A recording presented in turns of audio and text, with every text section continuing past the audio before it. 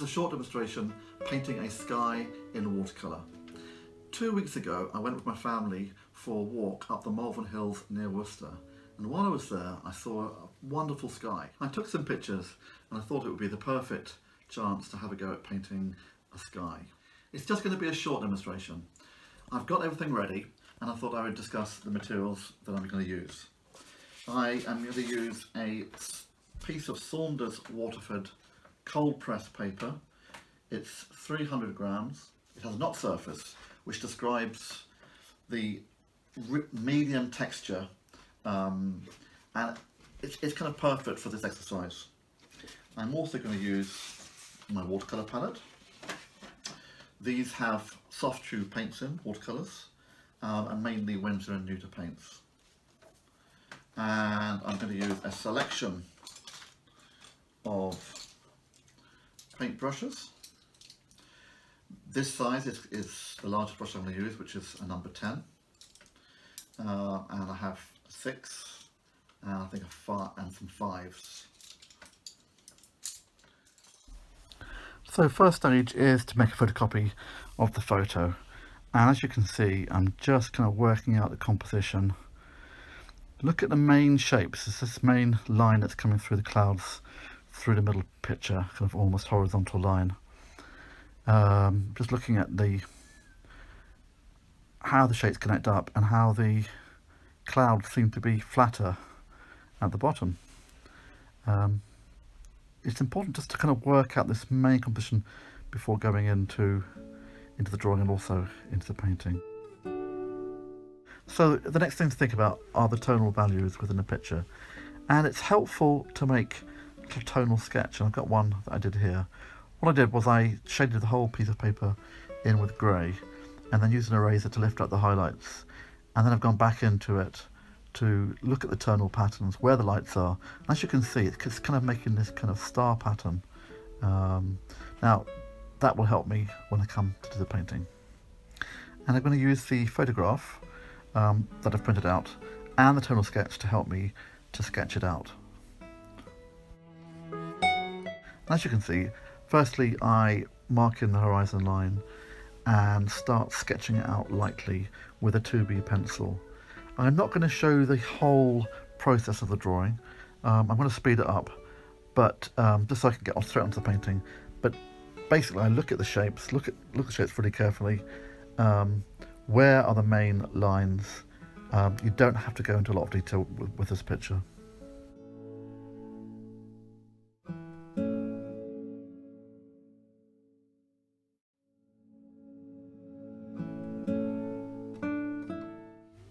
And as you can see, I'm taking as much care with the shapes in the clouds as in the land below. It is a painting of the sky after all. So looking at those main shapes, there's that shape in the middle of the picture and the horizontal line of the clouds that I was talking about earlier. Clouds are kind of broken up into the foreground and then the middle clouds, and then the flatter clouds that are a long way away in the distance. So I'm just trying to divide the picture into those different sections and try and get the character of the clouds. So as you can see, I finished the drawing, and the first thing I'm going to start with is painting the sky, and I've got one I've done before. And just before painting, it's helpful to study the tonal drawing and to think about where you're going to leave the lights, where the dark's going to be, and plan out in your head that basic composition. Once the sky's been done, I'll dry it off and I'll put the land beneath. And I'm going to just lightly erase some of the heavier lines with my eraser. Now, this is one of the stages that I enjoy most, mixing the colours. And I'm going to start off by mixing 3 greys for the darker parts in the clouds, for the greys in the sky. I'm going to mix them from the primaries. I'm starting off here with some ultramarine blue and make it quite dark. This is going to be the darkest of the greys. So I'm going to add cadmium red into the ultramarine blue, and as you can see, it's making it a deeper, darker, reddy, bluey purple. And to that I'm going to add cadmium yellow, and that should make it a nice dark grey. it's actually gone a little bit green. So just to correct that, I'm going to add a bit more red to it. So just when you're mixing greys, always mix the third colour. So if it's green, add red. If it's too purple, add a bit of yellow. So I'm just adding the different colours to balance it to make a really nice dark grey. And now to take the next grey, I'm going to take some of that grey over to the next well and add some more water to it to make it lighter. I will also add a little touch of blue into that to give it slightly more of a bluer tint. So a bit lighter by adding more water and a little bit more blue to give it a bit more of a bluish tint. Now I'll take that colour and put it in the well below that, and then add more water to it. That will make it lighter, and again add a bit more blue to give it a slightly bluish tinge. So that's the effect of, as things go further away with the greys, we'll have lighter greys but also slightly more blue greys by adding more water and more blue. Now I'm going to mix the blues, and the first blues I'm going to mix is ultramarine blue. So make a nice big well of that. So these are going to be the blues in the sky, and I'll add a little bit of cadmium red again to this blue to make it a slightly darker blue. But just be very careful, it has to be an absolutely minuscule or tiny amount of cadmium red into that mix. This is me doing now, just touching it in the red, just touching it, and it makes it a slightly darker, slightly more real blue. I think I've added a bit too much red there, so I'll take it off, and there we go. That's it done.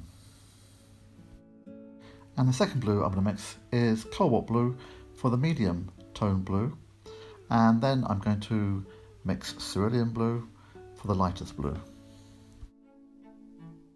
Right, well the colours are mixed. It's very exciting. Now we're going to start off with a wet on wet technique. In fact, actually most of the picture is going to be wet on wet. And I'm using a large mop brush. I didn't actually mention that brush when I talked about the brushes. So this is a large mop brush. And I'm dipped it into clear water, and I'm covering the whole page. So not just the sky, but the land too. All the paper with clear water. And I'm going over it, at least 2 to 3 times, spreading it, and the paint will run down. Oh, that's something I forgot to say. I have the board at about a 30 or 35 degree angle. So as I put the water on, the drips and excess water will run down to the bottom of the page, and I'll remove that with the brush. Something else to observe is, can you see the paper has a kind of even shine? So that's what you're aiming for. It's also creased up a little bit as it's got wet, but normally that's not too much of a problem. So I'm going to start off by looking carefully at the picture. You can see I have the photocopy in my left hand, and I'm just putting in the light greys first, working from the bottom upwards at this stage. I'm putting those light grey clouds that are far away. They're maybe 10-15 miles away in this landscape from the top of Malvern Hills, and they're kind of a light bluey grey. So the grey that I've used is that light bluey grey with a little bit more blue in. And I'm going to work my way up and start adding these slightly darker greys. And I'll dip my brush into the darker grey or the medium grey for that. Work quite freely and loosely. It's a race against time now. It's quite warm today, and as I work, the paper will be drying quite quickly. So early on, the paper's really quite wet, and I'm not getting that much control, but I just have to crack on and put those greys in before the paper dries. So I'm just now going back to some of those middle and distant greys, working reasonably freely and loosely. You can't hope to get all the detail. Later on, I'll come back in and I'll put more detail in those distance clouds, but it's just an indication of the light grey. In a second, I'll start to come up and go into the dark grey, that area there, and I'm going to block that whole area in really quite quickly and freely. In fact, you probably can see near the top right hand side with that grey, it's starting to dry already, so I've got to work quickly. Now as it mixes in with the clear water, it's not as dark as the grey looked in the palette. So I'll need to go over those areas again. In fact, I might even need to mix a slightly darker grey for those areas. But I'm just going to carry on now and do some of the middle ground greys again.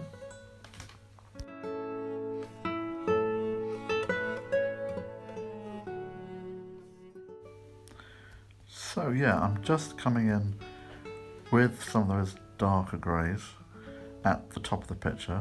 I've just mixed a little bit more of the dark grey, possibly too dark, and blocking in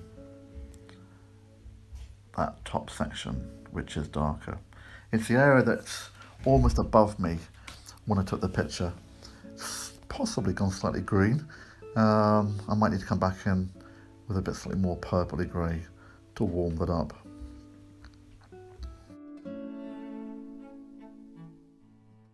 So I'm coming back in again to the middle area and putting some more of the greys. Also just being conscious that I need to sometimes lighten it off and maybe add a bit more blue to my mixture to make it a more bluey grey as I come further down.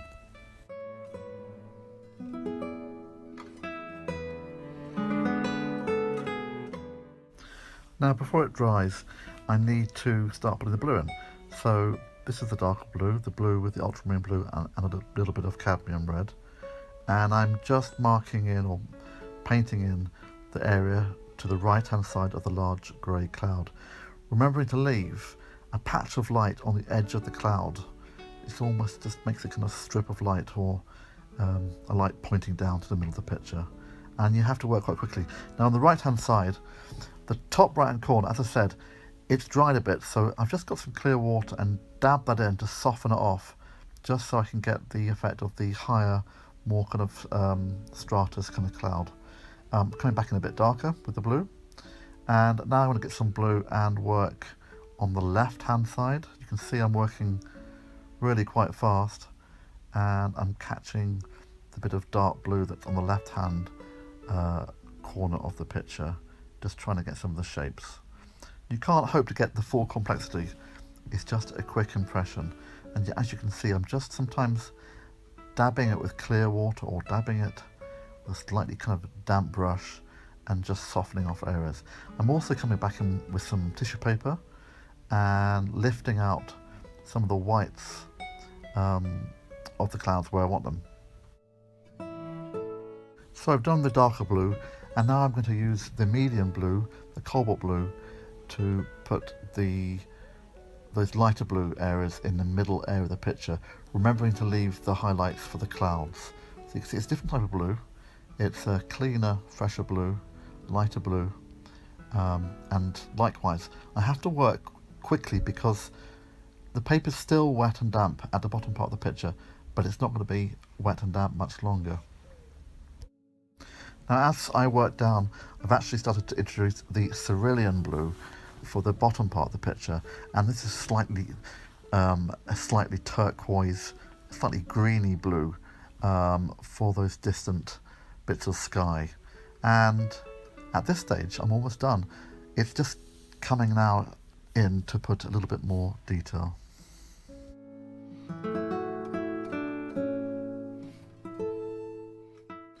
So I'm just intensifying the cerulean blue here. Now I've got most areas blocked in. The paper's still a little bit damp at the bottom, and I'm just coming in with a little bit more detail with some of those flat bottom clouds, the greys that are further away. And I've noticed that the clouds have shadows underneath and to the right hand side, so I'm just trying to show that in a little bit more detail.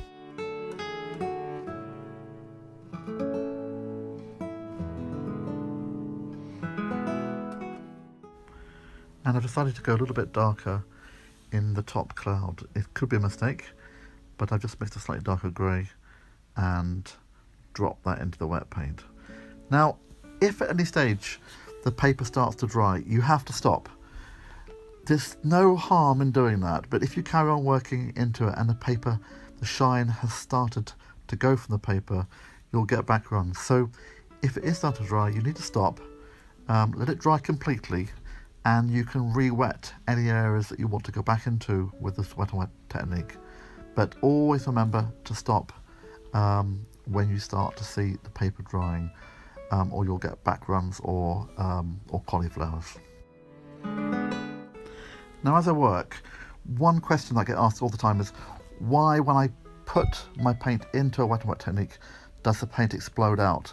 Now, if that's happening, either the paper is too wet that you're working on, or maybe you might have a brush that is too loaded with paint. So to avoid that, when you're starting to go into more detailed work, as I am now, switch to a smaller brush, and you'll just need to sometimes dab the brush on the side of a palette and reduce the amount of paint that is in that's in the brush.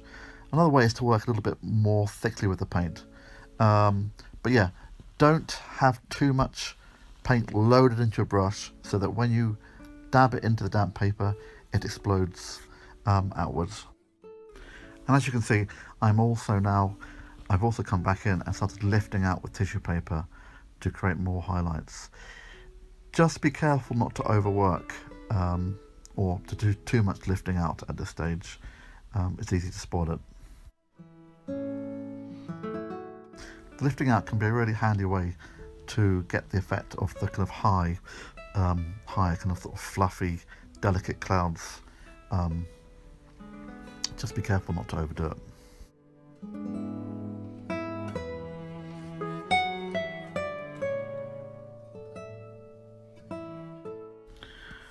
So at this stage, I like to look at the picture and just work out if I need to go back in and create some of the contrasts and make them a bit stronger. Oh yes, and before you do this, make sure you've dried it off with the hairdryer and that the paint underneath is completely dry, or you'll get smudging and a muddy effect. So I'm coming in with the same blue that I used before, but it looked darker now because we've got two layers, and I'm working wet on dry and then creating that edge where I wanted that highlight on the edge of the cloud to increase the strong contrast, and then grading it away to nothing with clear water. I want the edge on the left hand side, but I don't want an edge on the right hand side. I'm now bringing it further down, and I'm going to have a go at creating a stronger contrast on that little bit at the bottom. There's a little fluffy kind of lumpy bit of cloud there, and I want to try and bring the blue over that area to increase the contrast. Just work very, very delicately, and I'm using my fingers too.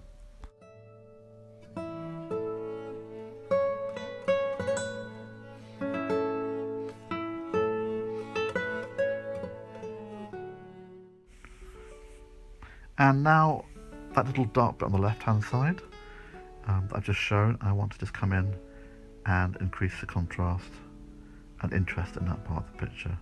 So coming in with wet on dry again, and then with clear water and softening off the edges where I need them.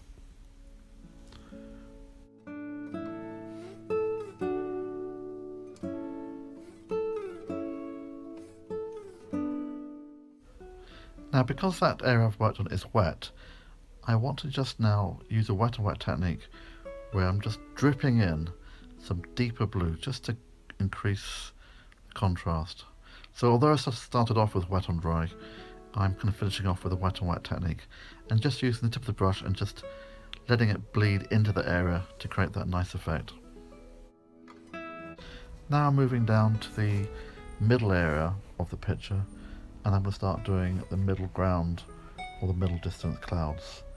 Working wet on dry again, focusing more on the bottom edge and consolidating the form of those middle distance clouds. So the shadows are on the bottom edge with almost a flat bottom, and to the right hand side. I paint it in wet on dry and then use a damp brush or wet brush to soften off the edges. So then I continue putting details in with a combination of techniques, wet on wet and also wet on dry, and just building up the complexity and detail of those distance clouds. Remembering to go lighter and bluer as they go further away. And it's amazing the difference it will make by having those distant clouds under the larger clouds. Now for this last bit, I'm going to speed it up so that you don't get bored.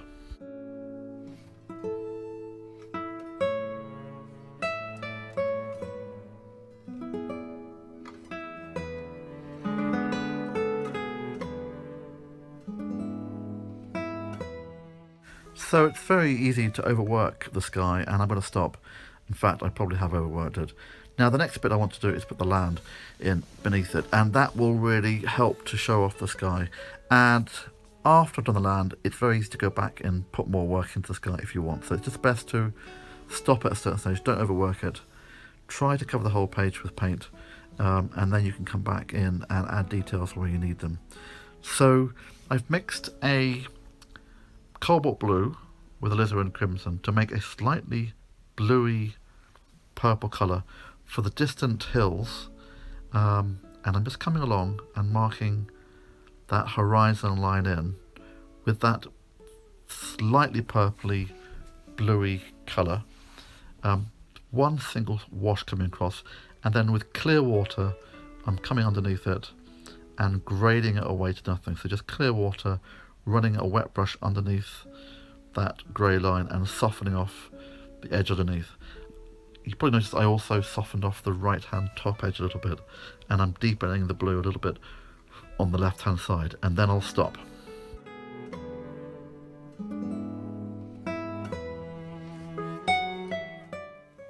Now I'm going to paint the hills on the left. They're the Malvern Hills. That specific hill is called British Camp, and it's kind of got a greeny grey look. Now the mistake would be to just mix a green and grey. A more effective way is to mix the green for the general green colour, and then for the darker areas introduce a bluey purple into those wet areas, which will give a purpley greeny grey effect, but there'll be colour. There'll be purple and there'll be green. So the green I'm going to apply first has been mixed with cobalt blue and cadmium yellow, and I'm using a classic flat wash technique, wet on dry, really nice and wet, and I'm just bringing it across and down, keeping it wet, and I'm just going to fill in that left hand side of the hills, and when I get to a certain stage I'm going to grade it away to nothing so that I don't have to worry about painting all the land to the right hand side. It's a really helpful tip, that just if you can't do it a whole area, then grade it away, and you can always come back in and do that later by overlapping. So I've put that main area in green now, and I'm going to grade it off. So put some clear water and grade it away. I'm trying to work reasonably quickly because I need to get the purple colour back into that green before it dries. So just finishing off that line there, a little bit more clear water. There we go. Right, now the purple colour is cobalt blue and alizarin crimson, and where the darker grey or greeny grey areas, I'm going in to that green and it's mixing on the page and making that darker greeny grey. Purple and green make grey. So I'm doing those areas, and I'm also doing the areas in the foreground that are darker. Some areas in the foreground I will also actually add a little bit more green.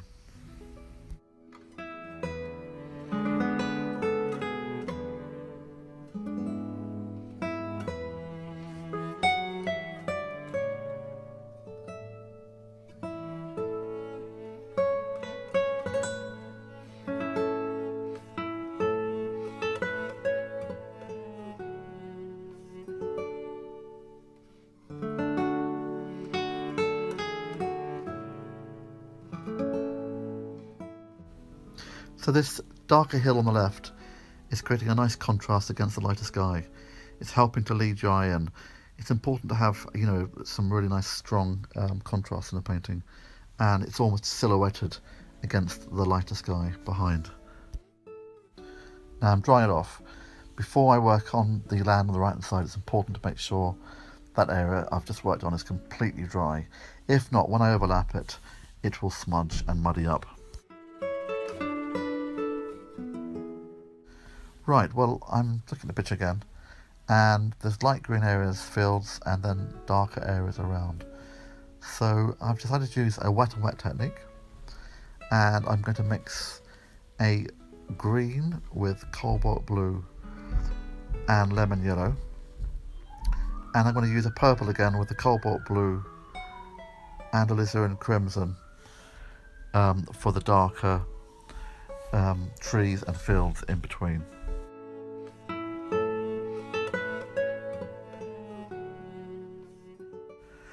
I'm going to use a wet and wet technique, and first of all I'm just adding clear water from the horizon line and filling that whole area in just gently with clear water, and overlapping the darker area on the left, which was the Darker Hill British camp.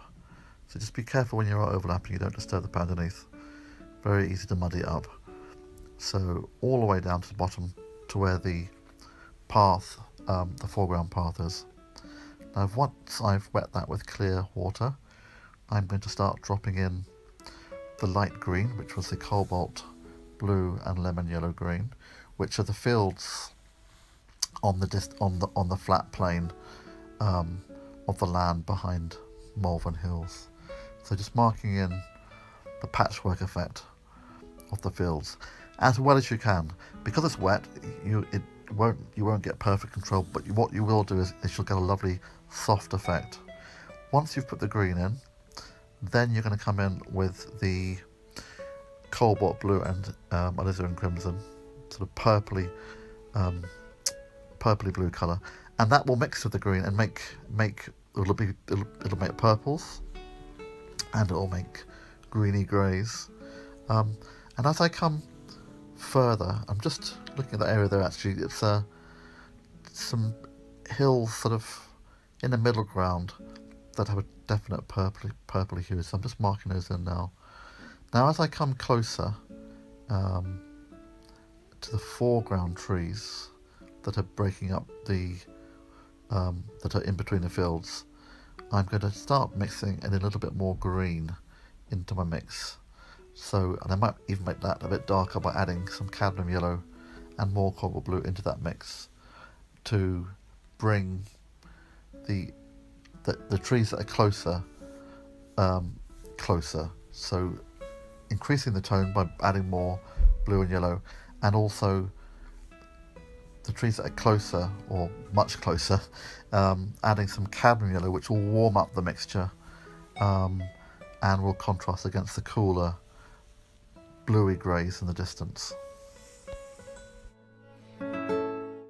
So you can see that I'm making this kind of richer green with the cadmium yellow and cobalt blue, even ultramarine blue maybe to make it come further forward.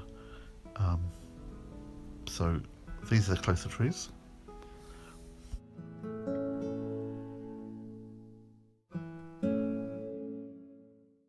Now there's a little bush or tree at the bottom of the path here, and I want to get that.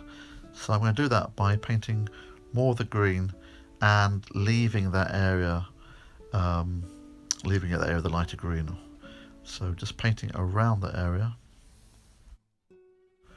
and now coming back in with some more detail in the distant and middle distance. So the paper's dried a little bit more, which it's still wet, so I won't get back runs, but it's just allowing me to come back in and put more detail. And I'm continuing to add little bits of detail. Just be careful, as I say, to stop when you see the paper or the shine leaving the surface. Now I'm near the end. I'm just going to dry that area off. I want to work on the last left-hand corner of the picture, so I need to make sure that the area I've worked on is completely dry before doing that. Right, to mix the brown or grass colour for the bottom left hand corner, I've used some of the grey in the left hand well and mixed some cadmium yellow and cadmium red together to make that nice sandy colour. And I'm also mixing a green with cobalt blue and lemon yellow to make a light kind of bluey green, and then using cobalt blue and cadmium yellow to make a darker, richer green.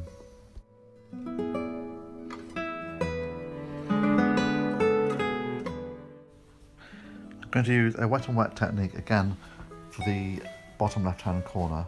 So I'm wetting the whole area with clear water, and I'm going to very carefully overlap the edge so that when I come to fill it in, I won't have an edge issue. I tried it before without doing that, and I had an ugly edge, so I found that with the wet and wet it works better.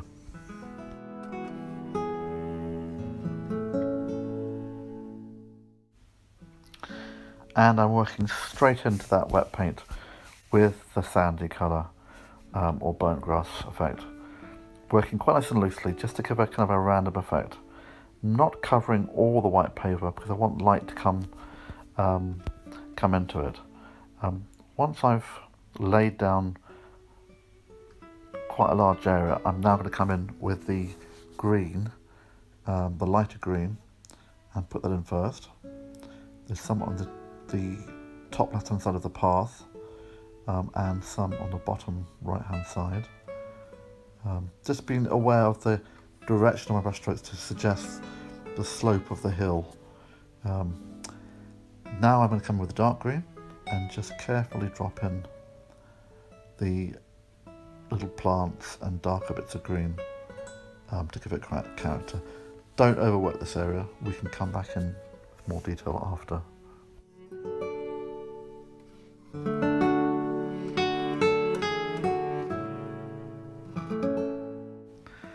Now I came in with a little bit more detail.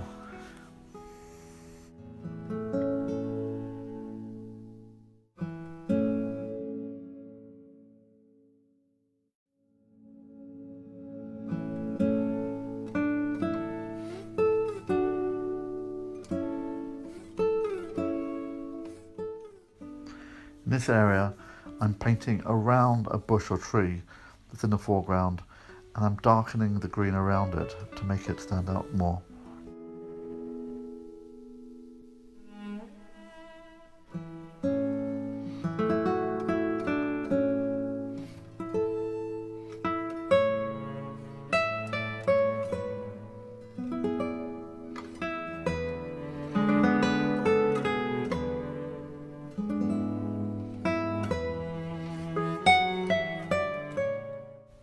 And here I'm strengthening the shapes between the fields, trying to create that patchwork effect.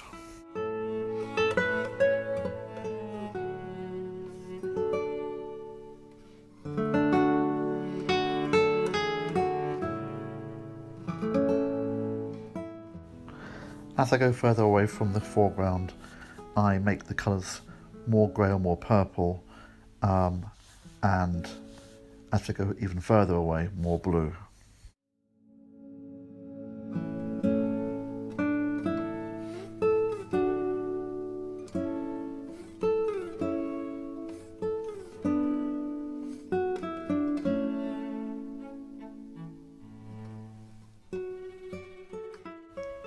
Be careful not to go too dark in these distant areas. Now in this area there's some darker greens, and I'm going to use the darker greens I used before with a little bit of dry brush, holding the brush on its side, lifting up to suggest a bit of texture. As always, less is more, so just a few touches here and there, and then leave it alone.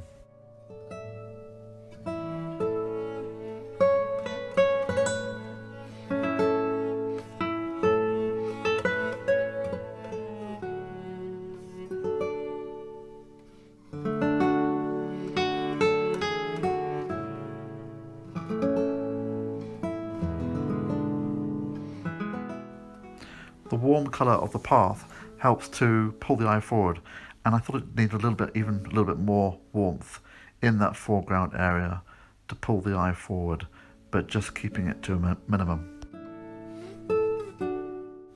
I'm adding some slightly darker greens, warmer greens behind the path to create a bit more contrast and to bring this area forward.